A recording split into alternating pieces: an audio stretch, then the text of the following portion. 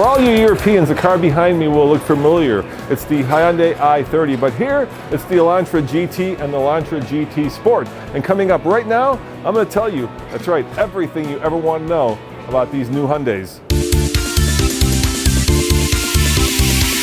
Michael. Yep.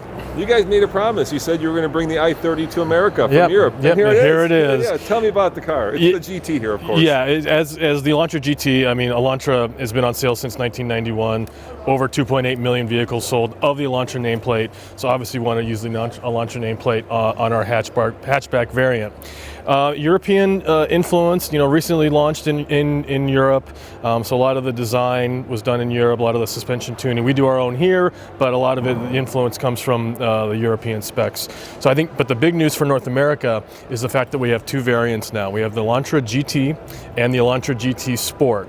The GT is powered by a 2-liter gasoline direct injected engine, whereas the Sport ups that quotient just a little bit and puts the 1.6 turbocharged GDI that puts out an estimated 201 horsepower. So this guy's like 160, right? This guy's 162 estimated. That guy's 201. So even for the base engine, this is a little bit of an increase from the standard Elantra, which is the 2-liter Atkinson. So we put the 2-liter GDI in this, and then the 1.6 turbo in that. Now, this is kind of a unique car in that it's a hatchback. Right, so right, hatchbacks right. Yeah. It's got a lot of room, right? It's bigger than a lot of the competitors. It's bigger than the Focus, than the Civic even, which is a big car. Yeah, the new Civic. So with the rear seats folded down, the cargo capacity 55.1 cubic feet with the seats down. So bigger than the new Civic hatch, the new Cruise hatch, and all the other the mainstays that have been in this this kind of a niche segment, but it is growing because we are seeing more competitors enter the marketplace. Sure, everybody wants kind of a compact crossover. This isn't the crossover, but right. It's got the utility. It's like the best of both worlds. I always like to say it's got the utility of a compact CUV or small CUV, but then the handling dynamics and fuel efficiency in general of a car with the lower center of gravity. Our research has shown that owners of compact hatchbacks actually spend more time outdoors in activities than even owners of some of the subcompact and compact CUVs. So these individuals work hard, play hard. They want their commuter car during the week that's fun to drive, but that's something they can play with on the weekend and store all their gear in the back as well. Now you guys know this, but I'm going to ask anyway. We usually don't get numbers here, so you haven't announced pricing yet. Pricing, not yet, no. And you haven't announced MPG yet? Nope, not finalized at this point. So that's going to come out closer to when it's on sale. When will it go on sale? On sale should be around summertime. All right, let's do this. Why don't you get Sure. behind the wheel here, and let's talk about the interior.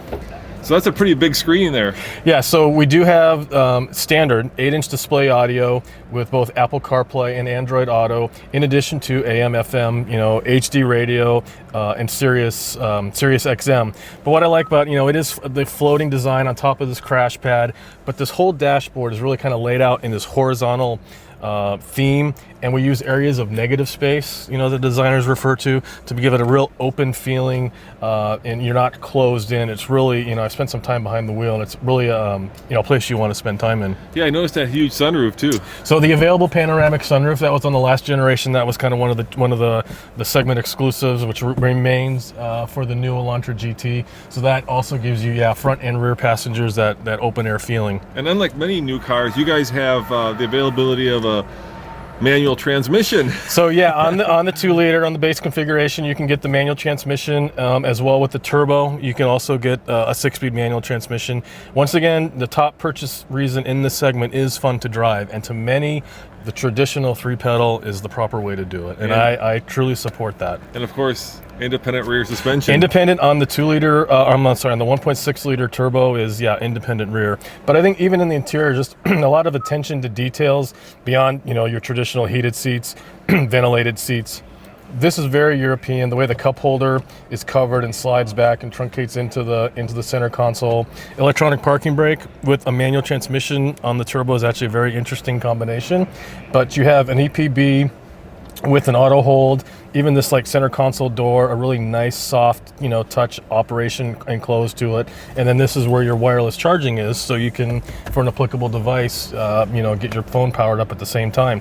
But nice thick wrapped steering wheel, good leather, everything feels close to touch. The navigation screen's right here, automatic temperature control, dual zone.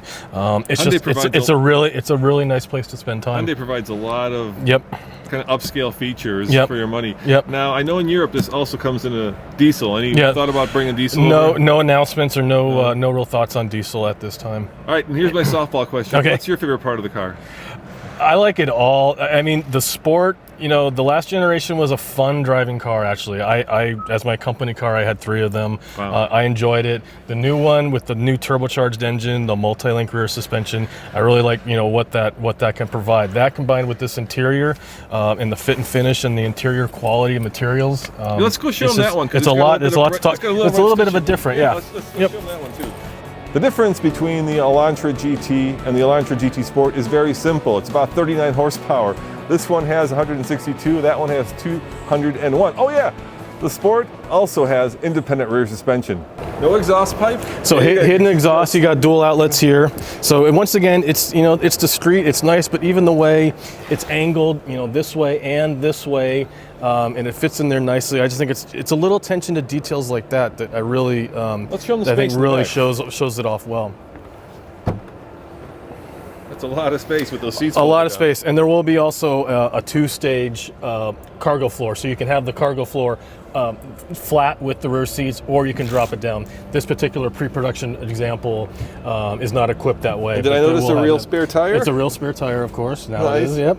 And this is, your Infinity premium audio system that's available. This is the 8-inch subwoofer that, once again, is, nicely flush mounted back here to provide that extra audio experience. And I like this kind of integrated spoiler. So this is standard on all models, and it's got the little wraparound, so it just, gives some aerodynamic enhancements off the rear deck and off the roof. Let's show them the inside. Sure.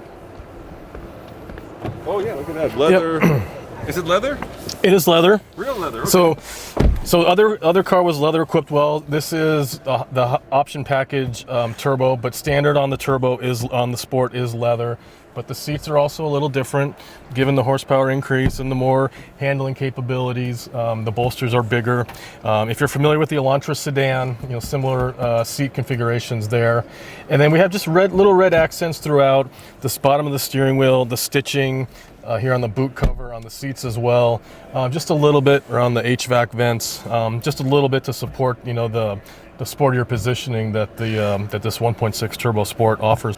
Now, have you guys done like any 0 to 60 testing on this one? Do you know how fast it is? It's faster than the outgoing model. Okay. So that's about all I can How really fast is I can really talk about at this point. But the turbo, we've never had that turbo before. So it's going to be quite a bit So it's faster. probably comparable. I think I've seen some stuff on Elantra Sport sedan, mid-6s from some of the magazines. We typically don't announce our performance data, so you can expect it comparable to that. All right. Well, thank you very much. Sure, no problem. You showing me the car. My pleasure. Thanks. All right, thank you. Both of these Hyundais, or is it Hyundais, will be available this summer at your local dealership.